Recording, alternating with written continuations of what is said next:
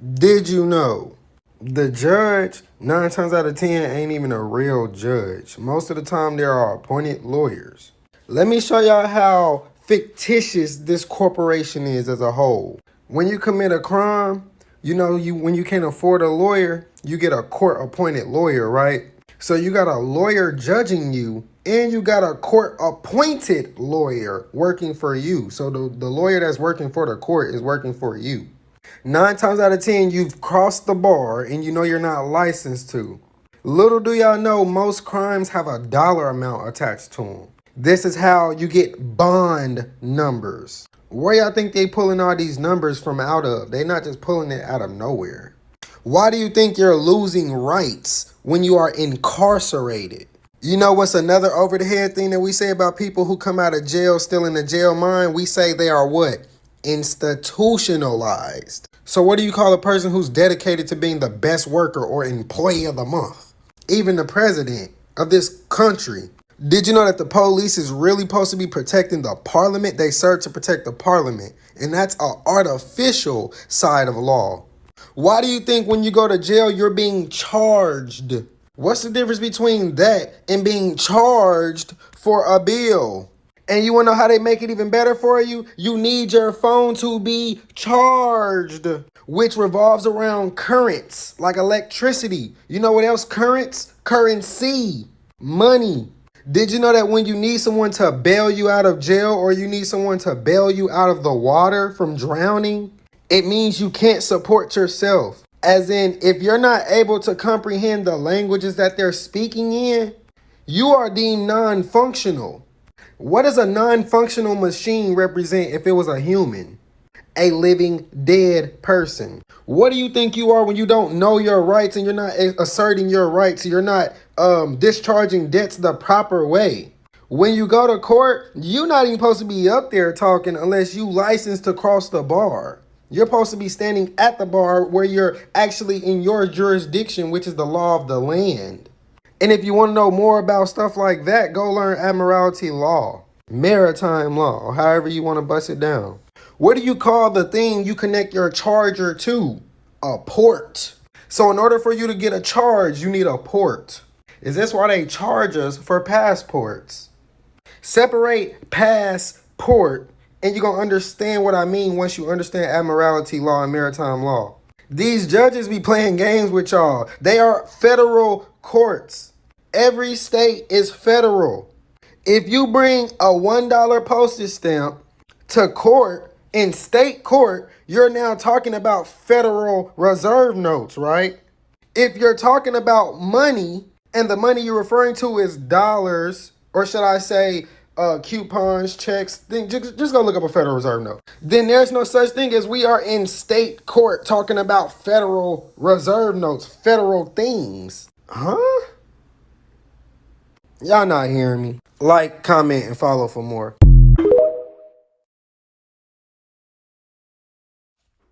Did you know you're working for a dead entity? The government is a dead entity. So all y'all filing with all these dead government forms and then saying, I tried the process, but it ain't working. Because you're using a dead entity's form or a dead entity's forms that can never make you a living man or a woman. This is why I told y'all a long time ago, go learn maritime law. Maritime equals birth. We dead at sea. And nativity is synonymous to birth. Most of y'all aren't going to really be successful when it comes to getting your bills paid for because you probably haven't filled out your live life claim. Nor do you know the umpteen amount of forms that comes after that form. Look up Port Authority claim. When it comes to the proper grammar in this corporation, the big corporation, lacking knowledge disqualifies you from functioning or function. For instance, y'all be talking about this and that, but y'all don't even know what the definition of definitions means. Definition means no finite contract. Let's break down definite. DE means no. Finite means a limit. And ION means contract. So what that mean? No limit contract. When you defrost something, it means no frost, correct? Let's just picture it like this. Let's say one word is basically a cup or a glass. You can fill it up with meaning, right? And when you top it off, it's still one word and ultimately still one meaning. Across all contracts, it's not open to interpretation. Once you can comprehend your name, first and last, is a legal fiction name, and it was granted to you or permitted to you by the government and a pair of people that rent you called mom and dad.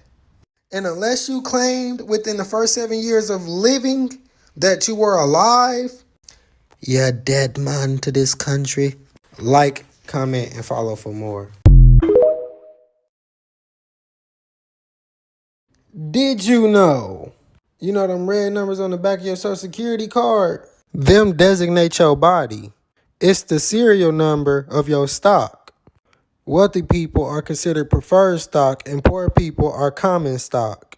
Our bodies are basically sold through the birth certificate because it's on stock paper. And our mother signed us off by signing the birth certificate. Ask your parents, can you see their birth certificate or even yours, and see if it says informant on there, or if it has at the bottom left corner who owns this birth certificate. Our bodies are basically given to the banks in Switzerland. This is kind of what compensates the mental the mental state and the physical condition of slavery. Our parents are a pair that rent us. If you don't believe me, just go check out your birth certificate or social security card. Go study admiralty law, constitutional law, private law, trust law, even private law. But I don't want y'all to go on a craze of learning the whole thing and wear yourself out. Go learn just enough of what you think is enough. Then hop to the next genre or subject. You gonna thank me later. And my apologies for not posting a lot, but I'm too busy trying to practice what I preach. Keep in mind when y'all approaching y'all judges, lawyers, officers, bosses, co-workers, the people that y'all calling about y'all bills, these people don't know what y'all talking about, just like you didn't know what you were talking about. You really think if they've been at that bank for 50 years, 20 years, 30 years, they've been at that company for 5 years, you really think they got time to sit down and learn HJR 192? The Bill of Exchange Act, the difference between being on the public and private side. I'm trying to put y'all on game, so I hope that y'all are soaking it up. You know what to do. Like, comment, and follow for more.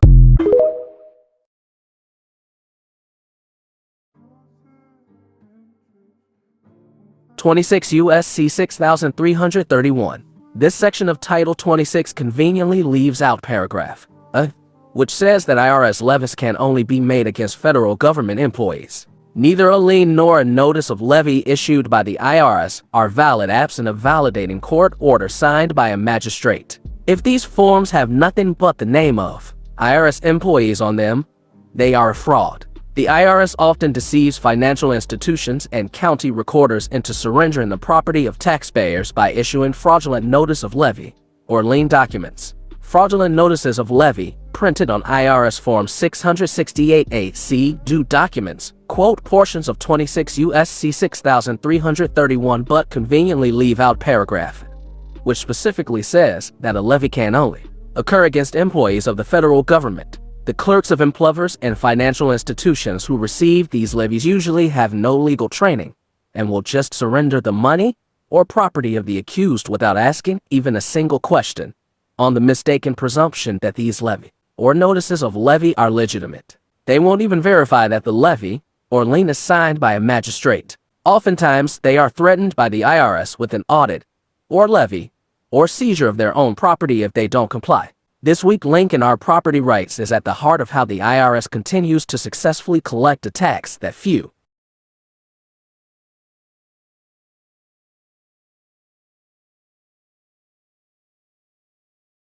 Americans actually owe. This unethical application of the tax laws is called violation of due process, and it is commonplace. The federal courts, however, have said that the issue of a notice of levy does not constitute a valid levy. Below is one example. A levy requires that property be brought into legal custody through seizure, actual or constructive. Levy being an absolute appropriation in law of property levied on, and mere notice of intent to levy is insufficient. United States v. Odell, 6 Sear, 1947, 160 F, 2D 304, 307.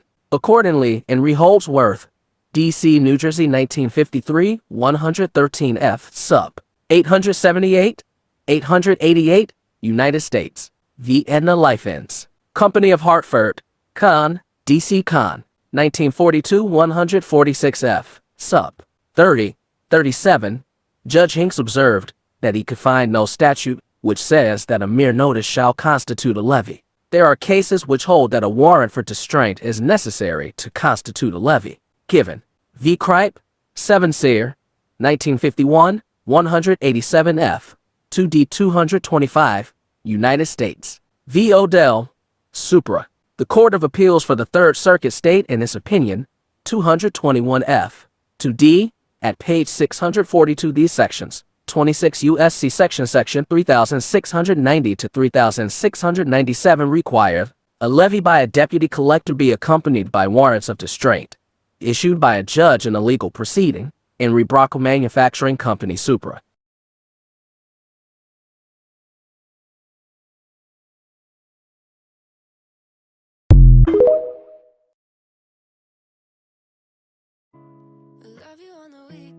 Affidavit by verified declaration. To whom it may concern, whereas the public record is the highest evidence form, I, the undersigned, hereby create a public record in the jurisdiction of the Maine Republic in the United States of America.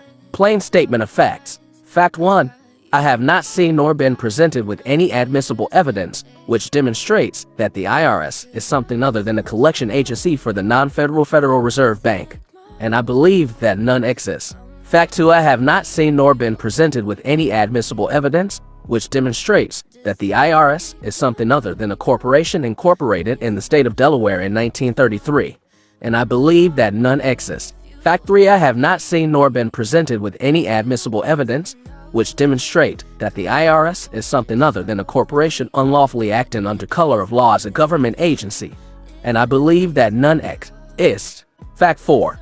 I have not seen nor been presented with any admissible evidence which demonstrates that the IRS is not required to adhere to Title 15, Chapter 41, Subchapter V, Section 1962, and I believe that none exists.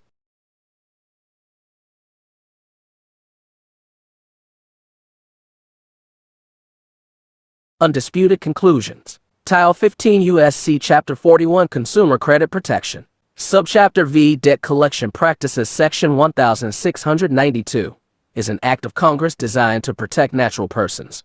1692 asserts that the term consumer means any natural person obligated or allegedly obligated to pay any debt from abusive collection agency practices. The IRS is incorporated in Delaware as a collection agency for a Puerto Rico company.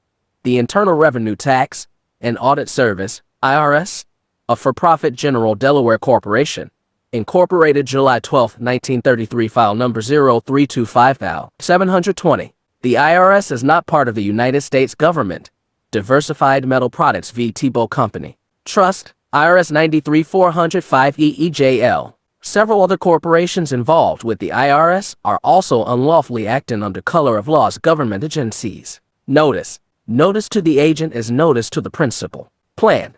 Notification of legal responsibility is the first essential of due process of law. Connolly v. General Construction Company, 269 U.S. 385, 391. Your silence stands as consent and tacit approval to this regard. If no reply is delivered within 30 days, you are agreeing to the foregoing and are legally stopped pursuant to Carmine v. Bowen, 64 A 932 1906. Silence activates estoppel. I hereby reserve the right to make amendment to this.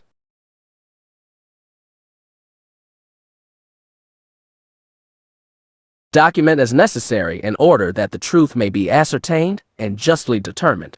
If any living body has information that will controvert and overcome this declaration, please advise me in writing by counter-declaration and affidavit form within 30 days from receipt thereof, proving that this affidavit is substantially false. 1.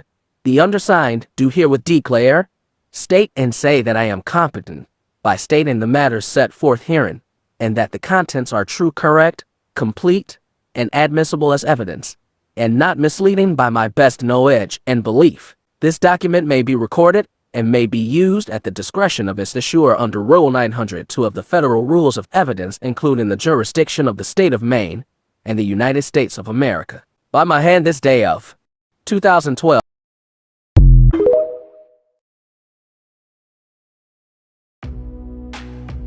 Debt validation. Collection agencies. Debt validation, the ultimate weapon against the about it in one of three ways. If a collection account comes into your life, you've heard 1. It came up as a listing on your credit report, or 2. You received a telephone call from a collection agency, 3. You got a letter in the mail. You could try to settle the debt with a collection agency, but you might want to try debt validation first. The best defense against debt collectors is often debt validation. Why? Because the collection agency may not even be legally entitled to collect the debt from you, Joe, Bob, and money borrowed. Let's say you borrowed money from your friend Joe. Joe would be the creditor of this debt, the original creditor, and, let's say time has gone by and you think you might still owe Joe money, although you're not sure how much. One day, a guy named Bob comes up to you and says that he is collecting the money that you owe Joe. Bob is acting just like a collection agency for a credit card company would act. Think about it. Having never met Bob before, would you just hand over your cash to him? No. Or at least I hope you would not. You should have these questions in mind to ask Bob.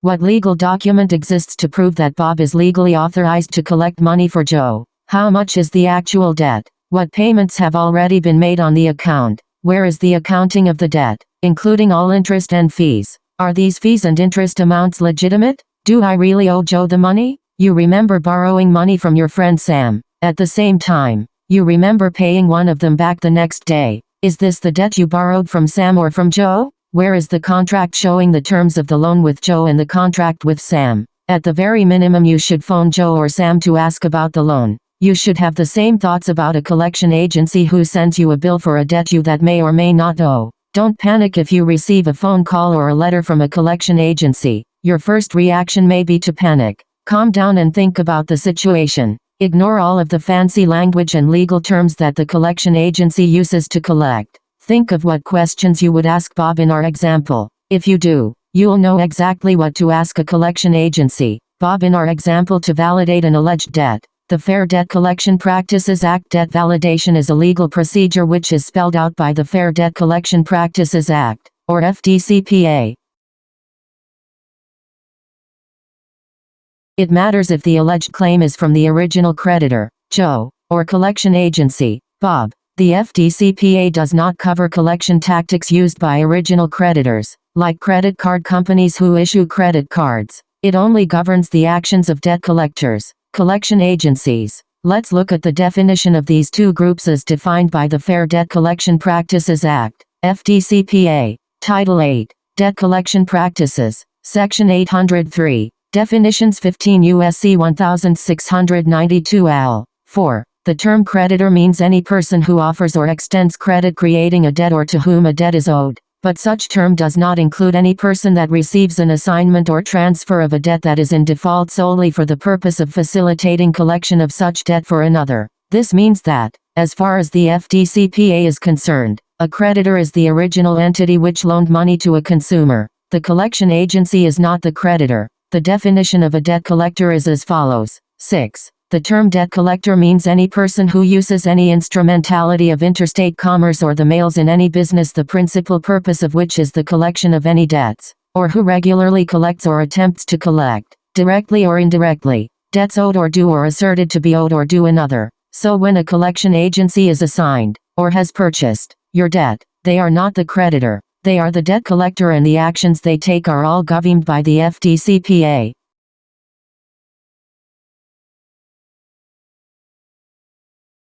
What if the person asking you for the money, Bob, is a lawyer? Under the FDCPA, even if Joe hires a law firm or lawyer to collect a debt from you, the law firm of lawyer is still considered a collector and must adhere to the FDCPA. What does a debt collector need to provide as debt validation? 1. Proof that the collection company owns the debt or has been assigned the debt. Bob is legally entitled to collect a debt he owns or has been assigned from you. This is basic contract law. It is very difficult to get a judgment without a direct contract between collection agency and the original creditor. 2. At a minimum, some account statements from the original creditor. You can pin them down on the amount of the debt by requiring complete payment history, starting with the original creditor. How did Bob calculate this alleged debt? What fees interest has Bob tacked on, and how he determined these amounts? This requirement was established by the case, Fields v. Wilbur Law Firm, USCA, 02, C. 0072, 7th Circuit Court, September 2004. 3. Copy of the original wet ink signed loan agreement or credit card application. Your contract with Joe establishing the debt between him and you. Account statements from the original date can fulfill these requirements.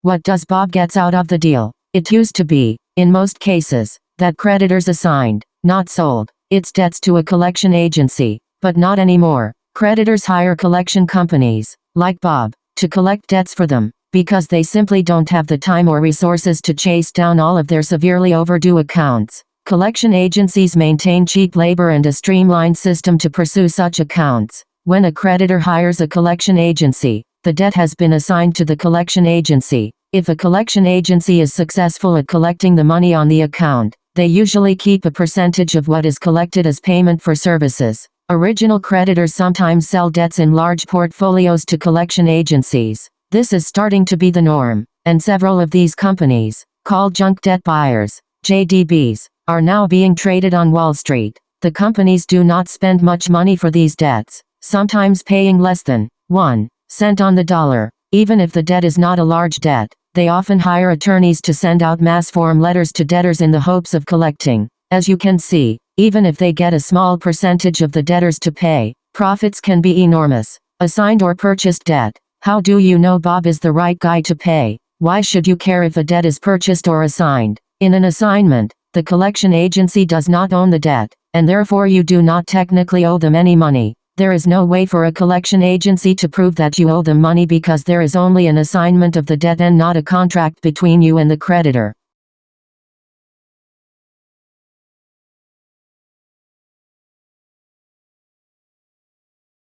One loophole. Some contracts have the wording debtor agrees to be responsible for payment of this debt to creditor or its assigns. This is a contract between you and the debt collector as well as the creditor, and if they can provide you with a copy of a contract that states this, with your wet ink signature, you are pretty much stuck and need to negotiate the debt. What if the collection agency, Bob, proves they purchased the debt? Is he now the original creditor and no longer subject to the FDCPA? If they do purchase the debt, this does not make them the original creditor. They are still a debt collector covered by the FDCPA. Continue to treat any collection agency, junk debt buyer or law firm who says they own the debt as a collection agency subject to the FDCPA. You can still request validation and proof of the purchase, because if they can't validate it, the collection agency can't prove you owe the debt. Often a JDB will lie telling a consumer that since they purchased the debt, they are not subject to the FDCPA. This simply not true. The right to validate your debt under the FDCPA, you are allowed to validate this debt, and the creditor, in this case, the collection agency, must show you proof that you owe the debt to the collection agency, not to the original creditor. Section 809. Validation of debts. 15 U.S.C. 1692 G. B. If the consumer notifies the debt collector in writing within the 30-day period described in subsection A, that the debt, or any portion thereof, is disputed, or that the consumer requests the name and address of the original creditor, the debt collector shall cease collection of the debtor, or any disputed portion thereof, until the debt collector obtains verification of the debt or any copy of a judgment, or the name and address of the original creditor, and a copy of such verification or judgment, or name and address of the original creditor, is mailed to the consumer by the debt collector. They also must show positive proof that you owe them this debt. It's not enough to send you a computer-generated printout of the debt. So, if a creditor can't validate a debt, they are not allowed to collect the debt, they are not allowed to contact you about the debt, and they are not allowed to report it under the Fair Credit Reporting Act, FCRA. Doing so is a violation of the FCRA, and the FCRA states that you can sue for $1,000 in damages for any violation of the Act. An opinion letter of the FTC clearly spells out that a collection agency cannot report a debt to the credit bureaus which has not been validated. http www.ftc.gov statutes pa letters cas htm. The opinion letter also states that you can sue in federal or state court. So if you have them on a violation, then you have damages of $1,000 for the incident plus damages. Small claims court. Anyone? What to do if a collection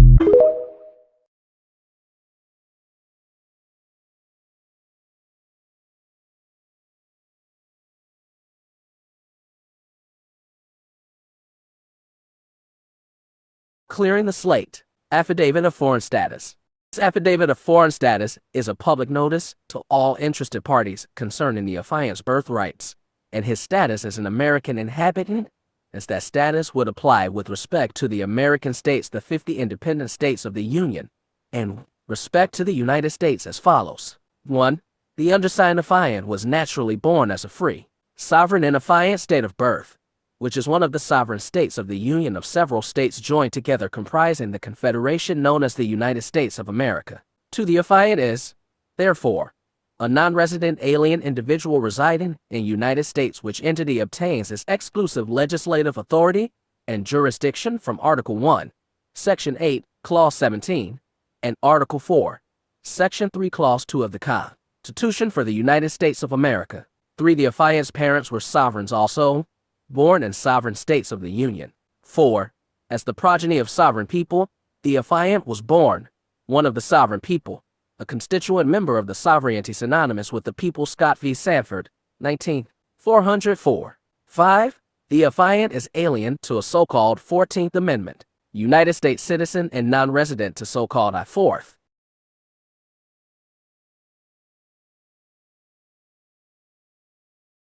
16. The presumption of innocence.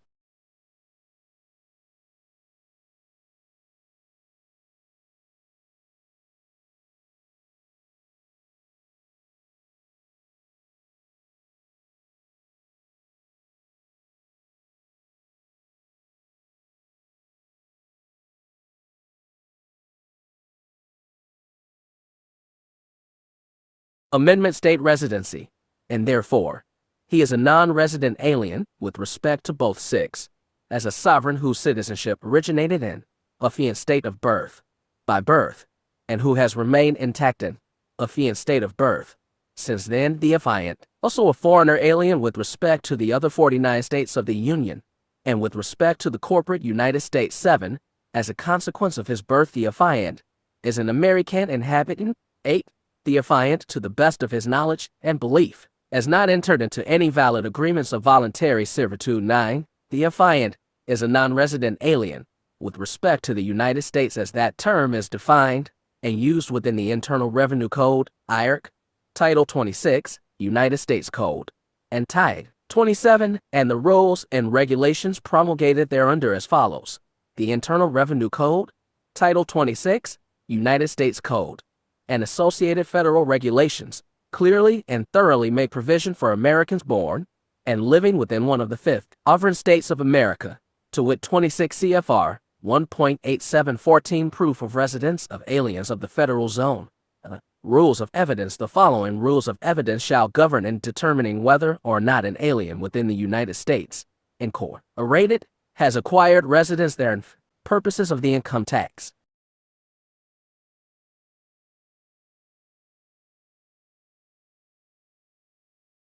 Be non-residence presumed. An alien by reason of his alienage is presumed to be a non-resident alien. 10. The affiant was not born or naturalized in the United States. Consequently, he is not a citizen of the United States nor a United States citizen, as those terms are defined and used within the Internal Revenue Code, 26 U.S.C., and or Title 27, and the rules and regulations promulgated thereunder, and therefore he is not subject to the limited Exclusive territorial or political jurisdiction and authority of the United States is defined. The United States is definitive and specific when it defines one of its citizens, as follows. 26 CFR 1.11 Income tax on individuals. See who is a citizen. Every person born or naturalized in the United States and subject to its jurisdiction is a citizen. 11. The affiant is not a citizen of the United States nor a United States citizen living abroad, as those phrases are defined and used within the Internal Revenue Code, 26 U.S.C. and/or Title 27, and the rules and regulations promulgated thereunder. 12. The affiant is not a resident alien residing within the geographical boundaries of the United States, as that phrase is defined and used within the Internal Revenue Code, 26 U.S.C. and/or Title 27, and the rules and regulations promulgated thereunder. 13. The affiant is not a United States person, domestic corporation, estate trust, fiduciary, or partnership, as those terms are defined and used within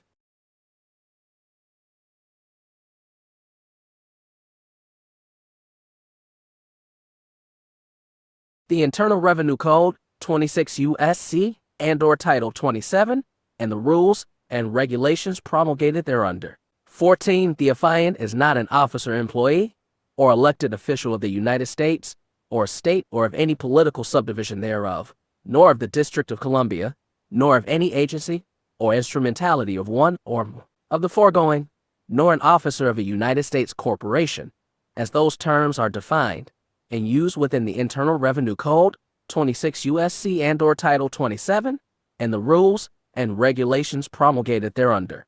15. The affiant receives no income with respect to employment from any sources within the territorial jurisdiction of the United States and does not have an office or other fixed place of business within the United States from which the affiant derives any income of wages as such, as those terms and phrases are defined and used within the Internal Revenue Code, 26 U.S.C. and/or Title 27, and the rules and regulations promulgated thereunder. 16. The affiant has never engaged in the conduct of a rade or business within the United States, nor does the affiant receive any income or other remuneration effectively connected with the conduct of a trade or business within the United States, as those terms are defined and used within the Internal Revenue Code, 26 U.S.C. and/or Title 27, and the rules and regulations promulgated thereunder. 17. The affiant receives no income, wages, self-employment income, or other remuneration from sources within the United States, as those terms are defined and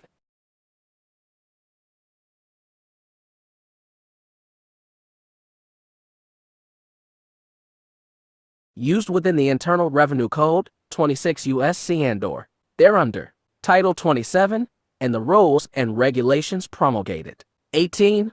All remuneration paid to the affiant is for services rendered outside, without, the exclusive territorial, political, and legislative jurisdiction and authority of the United States. 19. The affiant has never had an office or place of business within the United States, as those terms are defined and used within the Internal Revenue Code, 26 U.S.C. and/or Title 27, and the rules and regulation promulgated thereunder. 20. The affiant has never been a United States employee, nor employer, nor employee, which also includes, but is not limited to, an employee and/or employer for a United States household and/or agricultural activity, as those terms are defined and used within the Internal Revenue Code, 26 U.S.C. and/or Title 27, and the rules and regulations promulgated thereunder. 21. The affiant has never been involved in any commerce within the territorial jurisdiction of the United States, which also includes,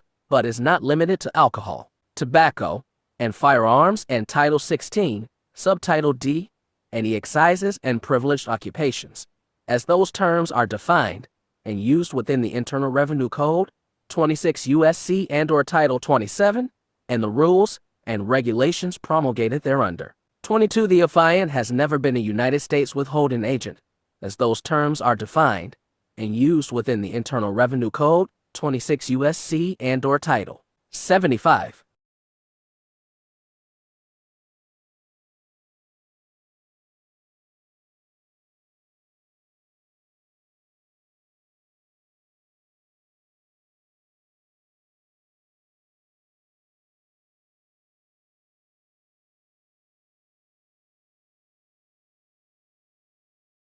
27. And the rules and regulations promulgated thereunder. 23. The affiant has no liability for any type, kind, or class of federal income tax in past years, and is entitled to a full and complete refund of any amounts withheld, because any liability asserted and amounts withheld were premised upon a or mistake, or facts regarding the affiant status. 24. The affiant has never knowingly, intentionally, and voluntarily changed his citizenship status, nor has he ever knowingly, intentionally, and voluntarily elected to be treated as a resident of the United States. 25. The affiant, to best of his current knowledge, owes no tax of any type, class, or kind to the United States, as those terms are defined. Simple letter requesting validation of debt under the FDCPA. You have the right to ask for validity of the debt that the collection agency says you owe to them. You'll need the debt validation letter in order to challenge the validity of the alleged debt. Given below is a sample debt validation letter for you to understand how to request in writing for validation of debt. Your name, your address, your city, state and zip, your phone, date, creditor's name, department, creditor's address, creditor's city, state and zip regarding account number. Dear sir or madam, this is to inform you that I recently pulled my credit report and noticed that there's a collection listing from your agency on my credit report. I have never been notified of this collection action or that load the debt. This letter is to inform you that I would like to have a verification of the debt and your ability to collect this money from me. Under the FDCPA, I have the right to request a validation of this